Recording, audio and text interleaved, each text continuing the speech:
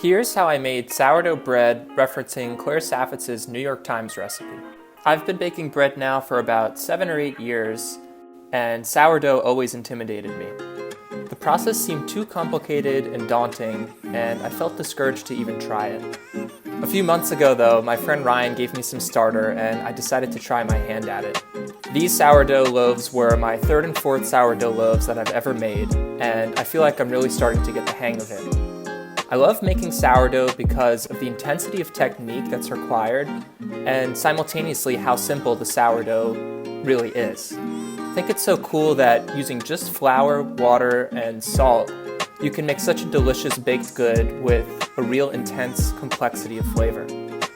The kneading process is one of my favorite steps since the dough is very challenging to work with and you can feel it develop and change right before your eyes.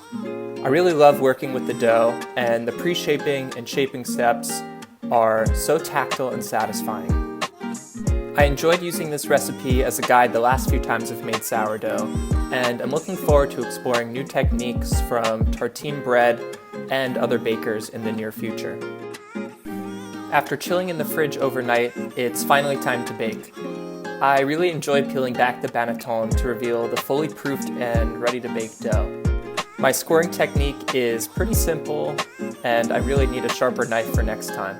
The dough then goes into a preheated Dutch oven and then into a 500-degree oven for 15 minutes before the lid gets removed. The bread then bakes for 30 more minutes until a beautiful dark crust forms and the bread is fully baked through. I like eating this bread with different jams, cultured butter, Nutella, or honestly with nothing on it. Thanks for joining me on my sourdough journey, and I hope you enjoyed and learned something new.